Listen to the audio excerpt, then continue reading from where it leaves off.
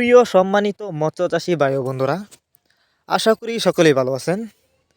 বরাবরের মতন আরও একটি নতুন ভিডিও নিয়ে আপনাদের সামনে এসেছি।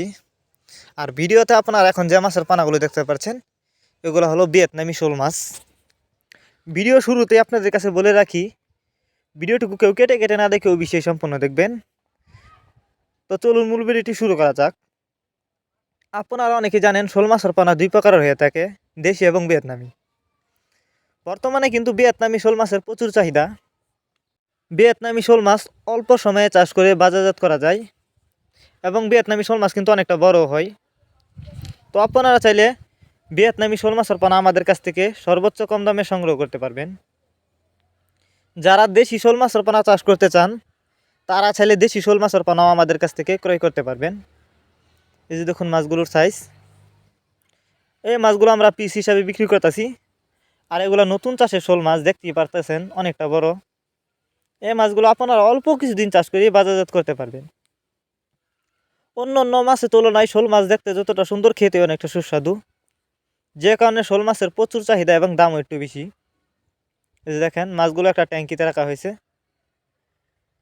আপনারা চাইলে বাংলা কাপ জাতীয় মাছ থেকে শুরু করে ক্যাটফি জাতীয় মাছের চারা ও রেণুপানাই আমাদের কাছ থেকে সর্বোচ্চ কম দামে সংগ্রহ করতে পারবেন। যারা আমাদের ঠিকানায় এসে নিতে চান তারা চাইলে আমাদের ঠিকানায় এসেও নিতে পারবেন। আমাদের যোগাযোগের ঠিকানা ময়মনসিংহ তিরশালতলা। আমরা যে কোনো মাছের চারা ও রেণুপানাই যত্ন সহকারে হোম ডেলিভারি করে থাকি, যে কারণে একটা মাছেরও কোনো ক্ষয়ক্ষতি হয় না। এই যে দেখেন, আর যারা শোল মাছের পোনা পুকুরে চাষ করতে চান তারা পুকুরে চাষ করার আগে অবশ্যই পুকুরের চতুর্কানি দিয়ে ভালো করে জাল দিয়ে পেঁচিয়ে নেবেন, নয়তো বর্ষাকালে এক পুকুর থেকে আরেক পুকুরে চলে যেতে পারে। আর শোল মাছ কিন্তু অল্প সময়ে চাষ করে বাজারজাত করা যায়। শোল মাছের পোনা যেখান থেকে ক্রয় করেন না কেন অবশ্যই দেখে শুনে ভাইরাস মুক্ত, রোগমুক্ত শোল মাছের পোনা ক্রয় করবেন, তাহলে অল্প সময়ে চাষ করে সফলতা অর্জন করতে পারবেন। অবশ্যই প্রতারকের হাত থেকে বিরত থাকবেন। অনেকেই ভিয়েতনামি শোল মাছের পানা বলে দেশি শোল মাছের পানা দেয়, তাই ভালোভাবে দেখে বুঝে তারপরে শোল মাছের পানা ক্রয় করবেন। শোল মাছ এটি একটি লাভজনক মাছ, কারণ অন্য অন্য মাছের তুলনায় এই মাছগুলো চাষ করলে বেশি সময় লাগে না। ভিউয়ার্স, এই ছিল আমাদের আজকের ভিডিও। ভিডিওটি যদি আপনাদের কাছে ভালো লেগে থাকে তাহলে অবশ্যই ভিডিওটিতে একটি লাইক দিয়ে দিবেন।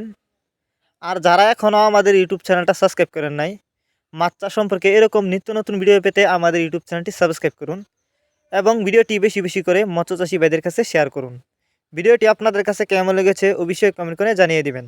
দেখা হচ্ছে আরও নতুন ভিডিওতে, ততক্ষণ পর্যন্ত সবাই ভালো থাকবেন। ধন্যবাদ।